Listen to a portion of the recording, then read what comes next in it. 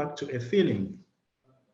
And I want to tell my story by taking you to the feeling following a shocking defeat to Saudi Arabia of Argentina in the first group game. Argentina achieved World Cup victory for the first time since 1986. It sent the world into rapture, fans across the world celebrating with them.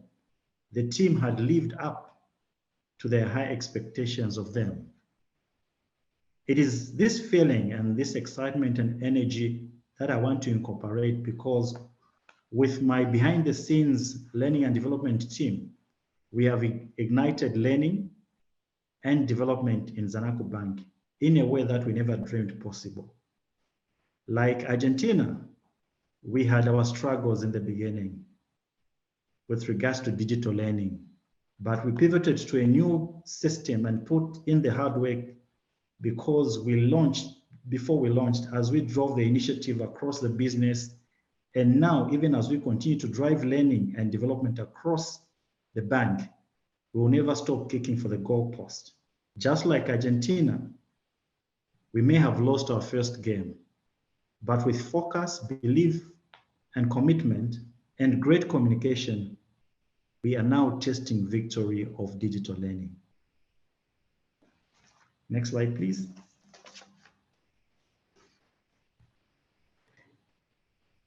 When we started, we had our challenges like I alluded to earlier. The bigger shift that we needed to make was to switch from the traditional training to digital learning.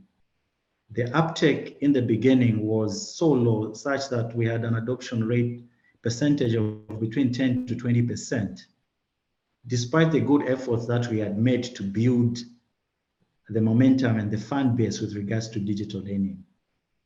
We were facing resistance, and e-learning was it seemed as if the resistance was coming from our team members, because they felt like e-learning was going to take away experiences of employees that loved and viewed privileges of traveling with regards to training to destinations, receiving training allowances, and all those anything that comes with, being away from the stations.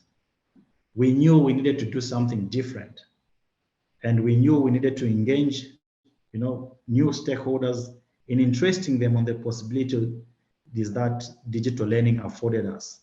We knew we had to make the business reasons clear and know the benefits of digital learning to the business. Next slide, please.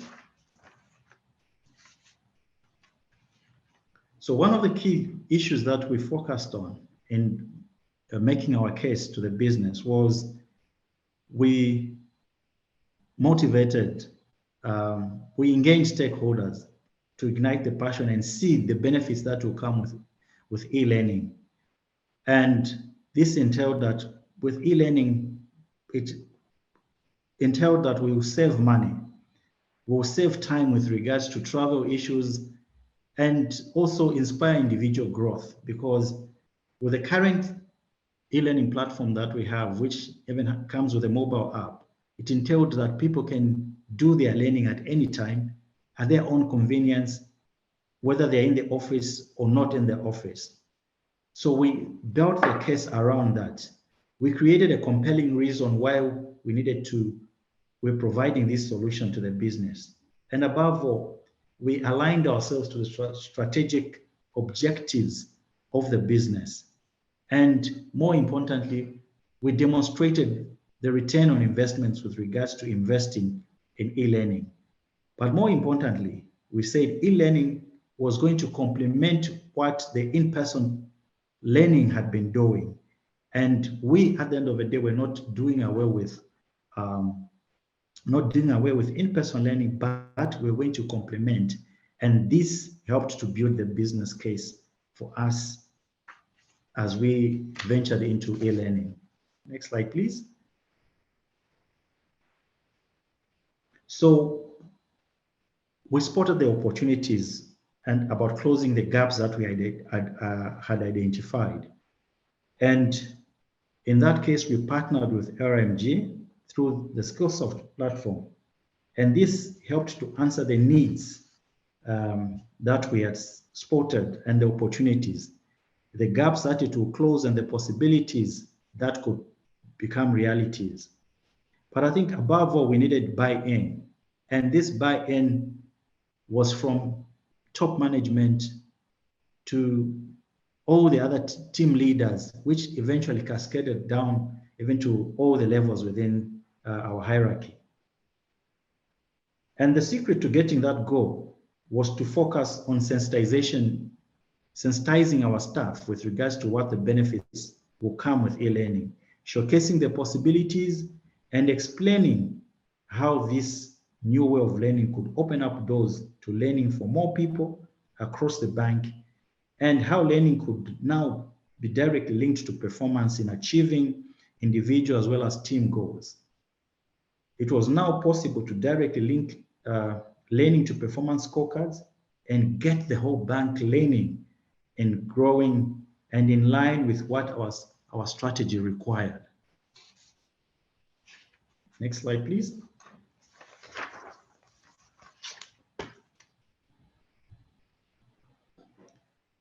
With what we've done, I think there are a lot of testimonials that we've gotten from members of staff across the business. But among the testimonials that we have includes the ability of the Percipio platform being able to help them in their individual performance as well as eventually their team performance. And also the array of content that is available on Percipio has helped in ensuring that all sorts of content that people require or team members require is available. And this has been immense. The testimonials from team members across the bank has been very positive, and because of the content that is available with regards to Percipio. You can move to the next slide, please.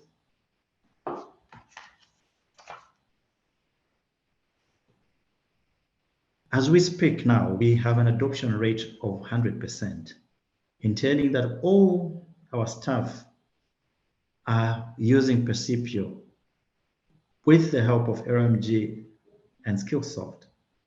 The adoption rate has impacted so much with regards to people ensuring that they are doing learning at their own convenience. They have access to learning at any given time that they feel so wish. But more importantly, departments and units within the bank have aligned and included the aspect of digital learning in individual KPIs. And you could see, even from the statistics that I'll be able to share in the later slides, of how our teams are utilizing this digital space. Next slide, please.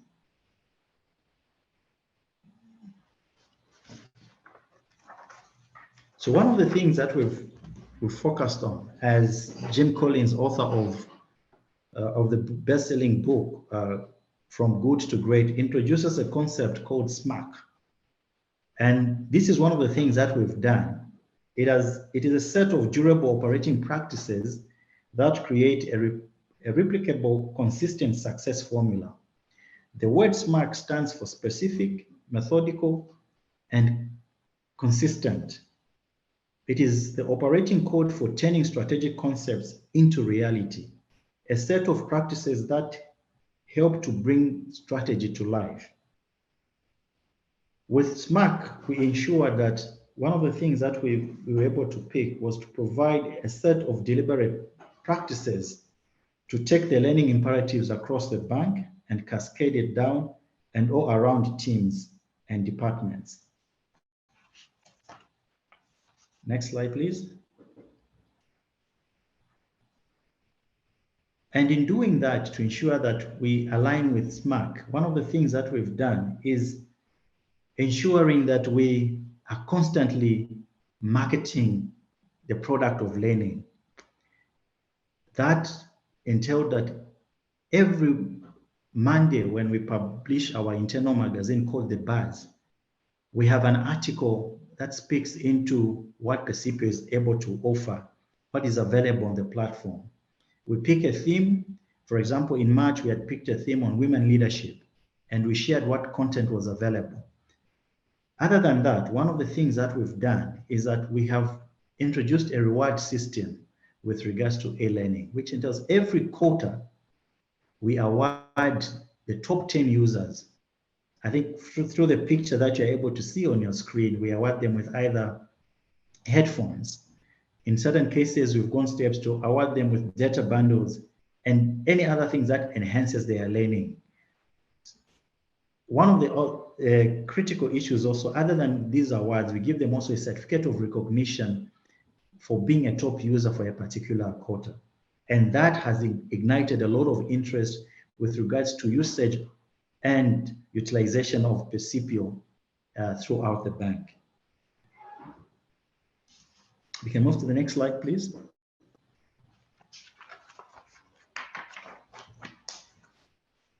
So this just gives you a picture of the statistics with regards to learning hours. The picture shows you December 2022, we had 1,999 hours.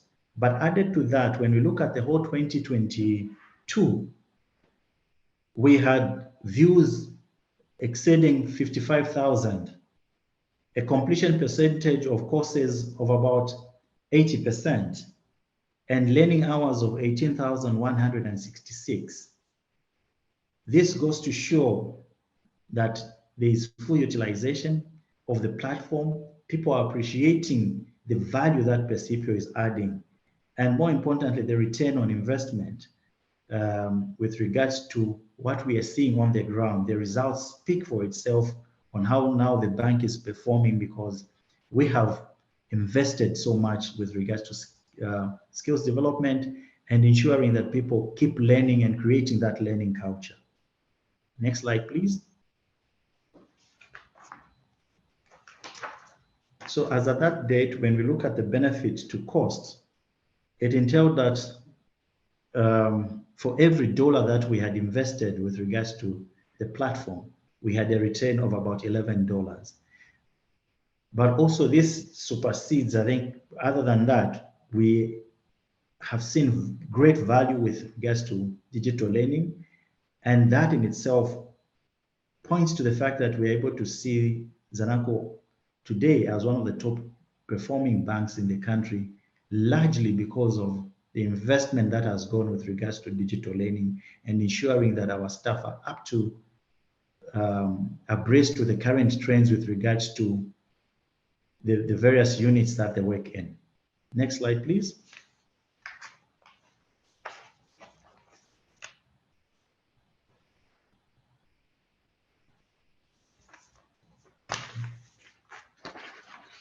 So one of the key things that we, like I alluded to earlier, is we have to keep on selling the product by publication in our weekly magazines.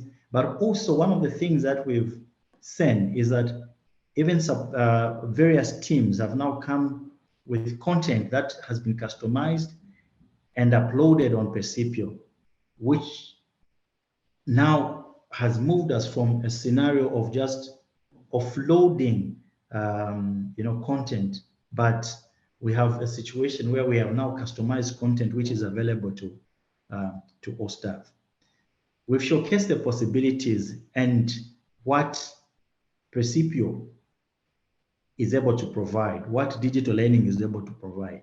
But more importantly, it's about ensuring that we stay top of the mind and seek success stories, testimonials, and publish them even in our weekly publications to ensure that everyone gets to know what is happening, what are the latest trends with regards to their learning and development, what are the latest books, the latest videos, book summaries that are available on Percipio. But more importantly, we've been able to work to ensure that learning is aligned to the KPIs of individuals, which also counts at the end of the year appraisal scores. But one of the key things that we've seen, we've received support from top management, from our CEO, from our executives.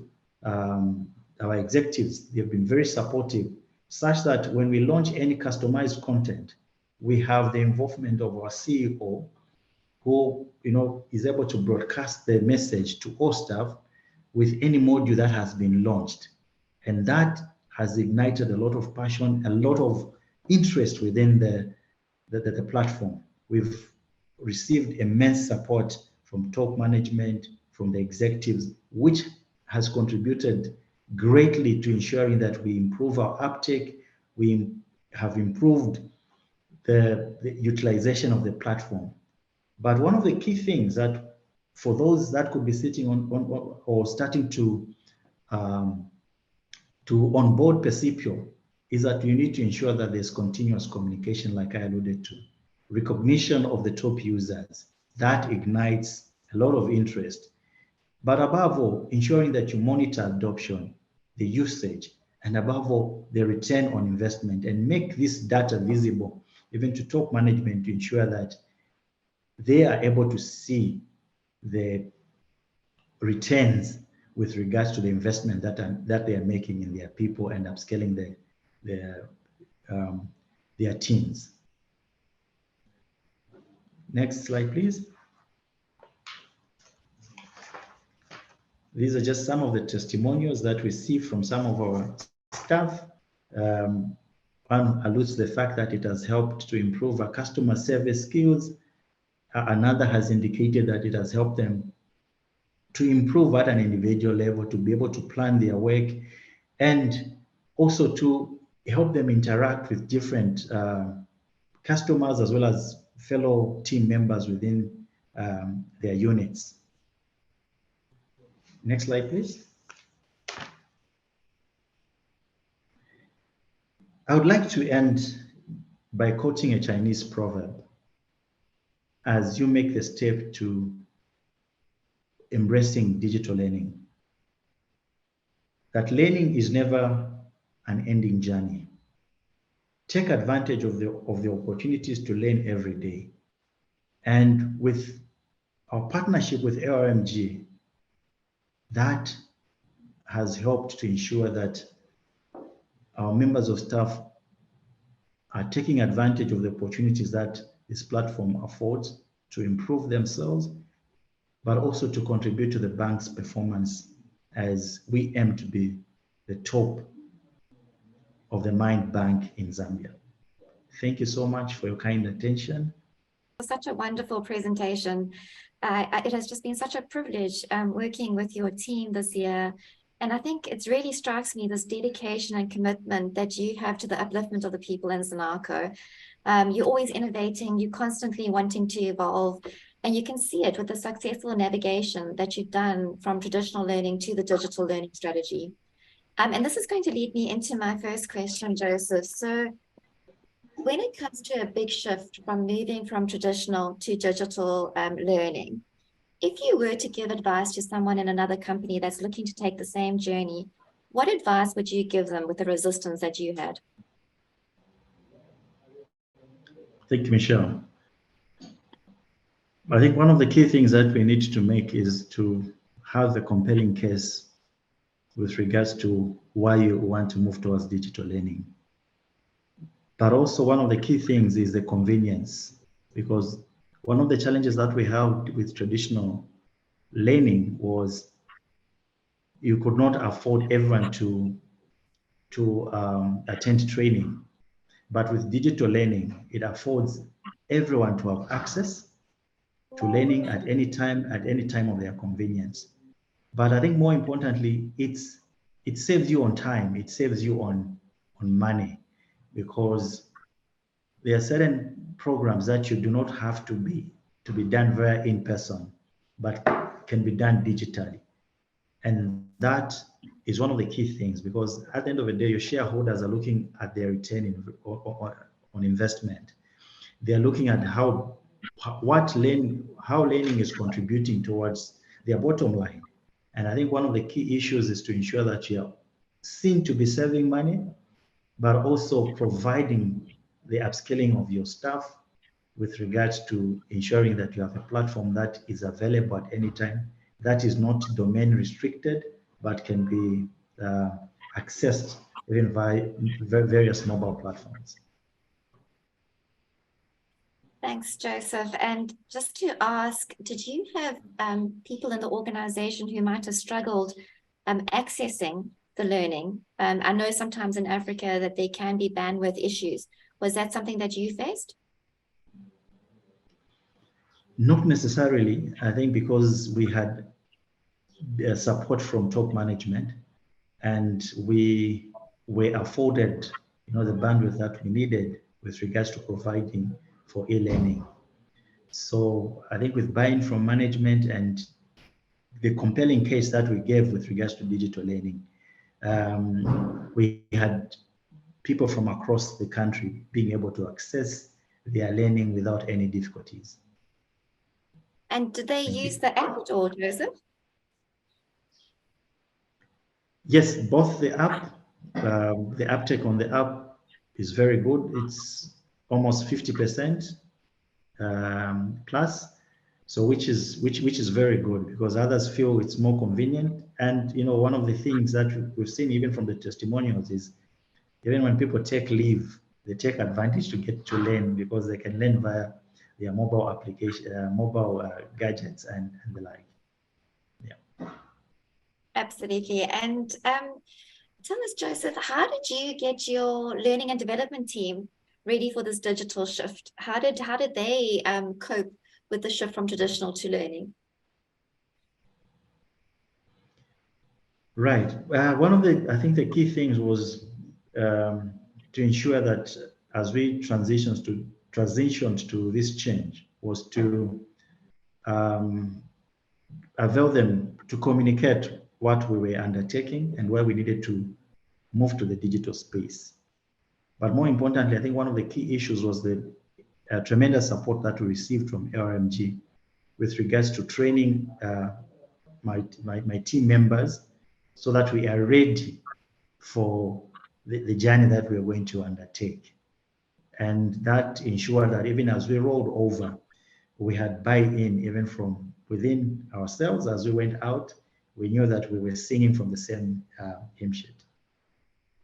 Absolutely. It's just such a wonderful story of what you've achieved. This is a question I've always wanted to ask, but if you had a time machine and you could go back in time now to when you were first making that decision, and the opportunity to motivate Percipio to the organization, knowing what you know now, what would be the 3 key things that you would say? Well, if I were to go back, one of the key things is I wish we had started earlier, but no regrets, even at the time that we started, but we hope that we could have started earlier. We could have looked at the possibilities. In certain cases, we thought this may not be possible, but I think giving a compelling case, being able to avail information to the stakeholders to a greater extent helped to ensure that we align ourselves to the journey that we are going to undertake. Yeah. Oh, that's lovely. Thank you, Joseph. Another question coming in from the chat. You mentioned that you aligned KPIs to the platform. And can you explain this in a little bit more detail, how this helped with performance management? And do you think that this also helped drive adoption that you got of 100%? Absolutely. I think to a greater extent, the alignment with the KPIs entails that when someone has set their goals, among the goals that they've set is a goal on digital learning. So different units will pick certain content and will say, for example, that one should be able to complete 10 courses for the year and be able to avail them that, assign them those courses, which at the end of the day, if you, for example, you complete all the 10, with regards to a performance rating where we have 1 to 5, completing of 10 courses would entail maybe a 5.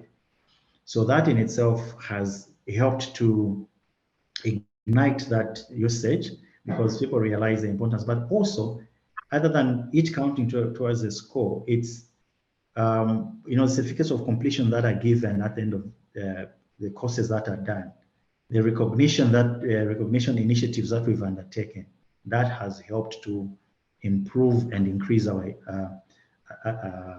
adoption with regards to e-learning. So all in all, teams have selected content, and we've assigned content that at the end of the day counts and helps in improving their performance individually as well as the entirety of their teams. Absolutely. I can imagine the impact that it makes, Joseph. And just to ask, I mean, amazing journey that you've been on. So what is next? What is the next focus and the next plan? I think, like I hinted, learning never ends. It's a journey. And I think we only stop learning when, you know, possibly you die. But it's taking to I think our journey now is to digitize as much content that we used to do physically,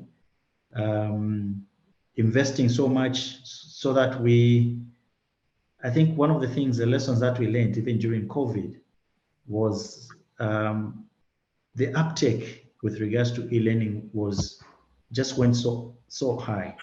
But I think there are certain things that we learned that there are quite a number of in-person training that we do that could be done digitally. And that has helped to ensure that we continuously digitize content so that it's readily available. In an event of a pandemic, we be able to still provide the training that our teams require. So I think that's one of the key things, to continuously digitize, innovate, and ensure that we improve this learning culture, and where people get to see learning not as an inconvenience, but as something that adds value to their performance. Absolutely. Thank you, Michelle. Thank you, Joseph. We have another question. Why have you been so generous with your time to other learning and development leaders in your regions to come and see what you are doing and to inspire them? We are so open to it. I think there are quite a number of organizations within Zambia that are in the process of engaging RMG and Skillsoft platform, Percipio. Our doors are open, and with quite a number of organizations that we've hosted to just take them through of what we've done and the value that we've seen with regards to having Percipio. And above all, I think we've been able to demonstrate the return on investment. That even with resources are scarce, they're ever limited, but what can you do with the little that you have to ensure that it adds value to your team members?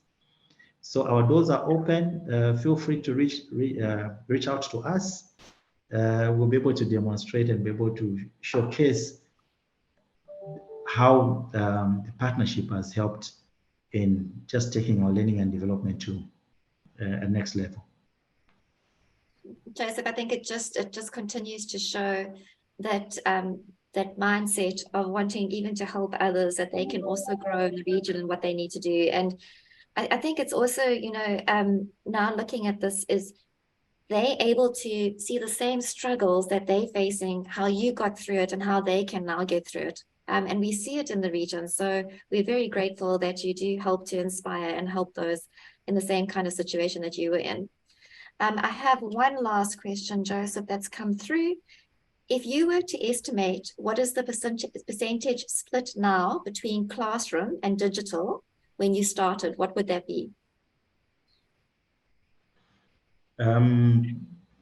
Approximately, I think there's more on digital now, about 60 to 40. Yeah, about 60 to 40 percent. But obviously, as we digitize more, we might get to a 70-30, sharing.